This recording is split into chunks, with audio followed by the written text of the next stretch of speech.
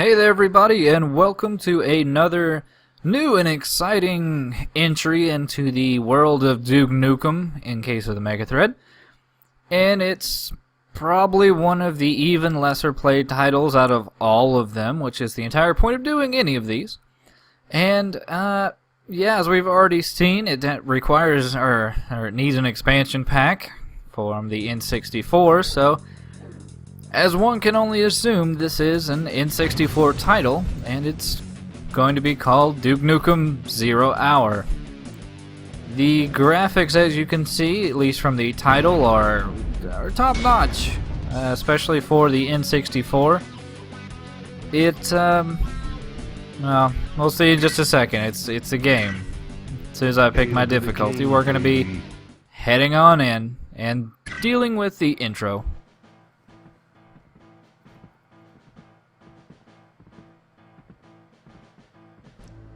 New York is in trouble, Duke. The alien scum have taken over the areas around Liberty Island. Without immediate intervention, they'll get the whole damn city. Your helicopter is waiting. Go kick some ass. Looking good, pal. Who the hell are you, my evil twin? I'm you, genius, only back in time. Now hear me. Aliens have traveled into Earth's past to try and change history. I went back and fought them, but my time machine was destroyed, and I can no longer chase them through time. As a result of their tampering, your timeline will experience temporal disruptions. The military of your future should have time travel technology. But how you get there is your problem. But remember, if you don't go back in time and make things right, Earth's history will forever change. And mankind could be wiped out. Well, so much for my vacation time. So with that amazing cinematic out of the way, we do get some impression about what the storyline is and how much it pretty much, you know, Time to Kill or Land of the Babes, they really kind of latched onto the whole time travel, you know, plan with these games. Not to say that time travel can't be done well, but it's not done well in these games. This little starting area here is basically a tutorial. We're not even going to worry about that. It's all going to be covered when we actually get into the stage proper, but, you know, look at all these wonderful polygonal models. That's a beauty. That's a beautiful thing. But let's go ahead and get the hell out of here and get this game started proper in the first stage. It ain't no bike, but it sure beats the hell out of walking.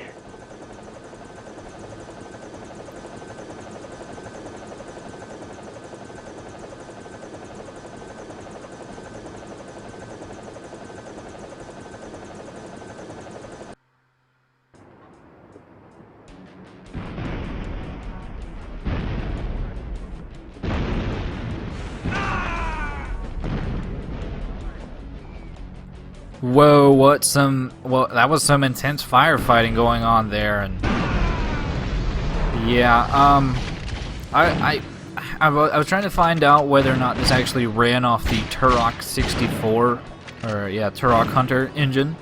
The Duke Nukem 64, which was just a port of Duke Nukem 3D, heavily censored, was actually running off the Duke, or the Turok Hunter engine, and there's a lot of things that seem very Turok about this, you know, besides the controller or the control setups. But it's kind of hard to say. All I can say is, realistically, this game is hideous. It's got some fun, interesting ideas, and you know, the weapons that I've gotten so far have been pretty nice. Like right now, our basic pistol, we've already gotten a second one, which allows us to obviously dual wield them. It's actually pretty accurate, pretty nice. And there's nice little ideas like, you know, catching this elevator. I mean, you can just let it fall to the bottom and drop down and take a little bit of damage, or you can be a real man and step out onto it and, Kids, remember you I'm know, a not professional. take the Don't minor try bit of this at falling home. damage. It's just it's got some interesting ideas, and it's just to talk about the game or gameplay a little bit.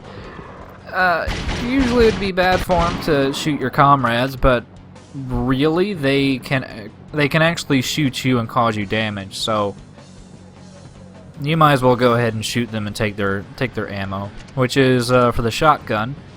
I think I'll be showing the shotgun off a bit later whenever we get an upgrade for it in this particular level. For right now, though, the pistol does its job very well against these lizard enforcers, which is a bit odd because enforcers in Duke Nukem 3D were actually pretty fucking powerful, but yeah, these guys kind of go the route of the other third-person games and kind of make enforcers just base grunts. And that was our first pig cop. Well, there's actually different variations of the pig cop, more so than just in Time to Kill or in Land of the Babes, where they're just, minor palette swaps. In this game, they actually Hail to the king, have different baby. weaponry and things like that. And we actually just picked up another new weapon, the sniper rifle. They're actually being pretty generous with weapons on this particular stage. I think all in all, this game actually ends up having about 13 weapons or so.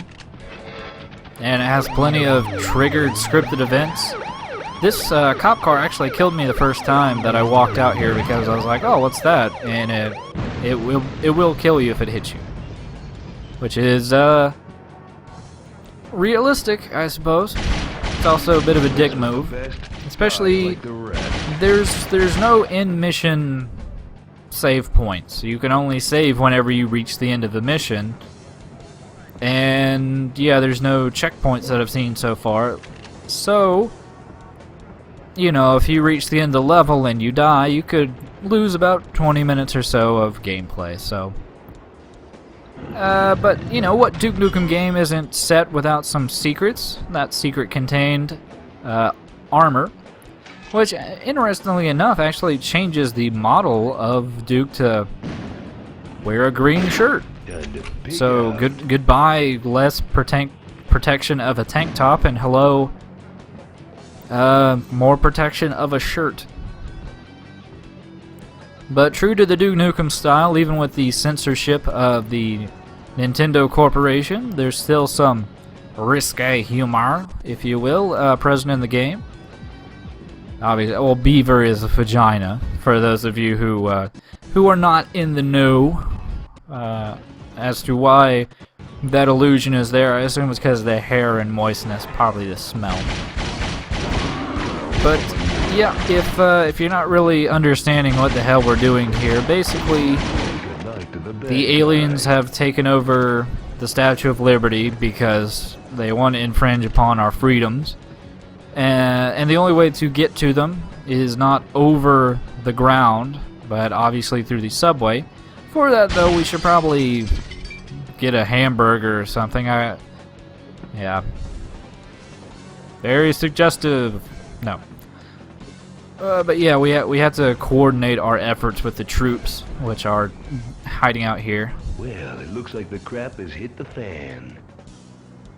The aliens have a base in the Statue of Liberty, but we can't get anywhere near it. Looks like I'm gonna have to show you how it's done. There's a way to the statue from the subway, but you gotta cut the power to the gates. Take this code card to the electrical substation. More forces will join you outside the For however much innuendo they really want to put in the game, it's kind of weird how much they censor the language.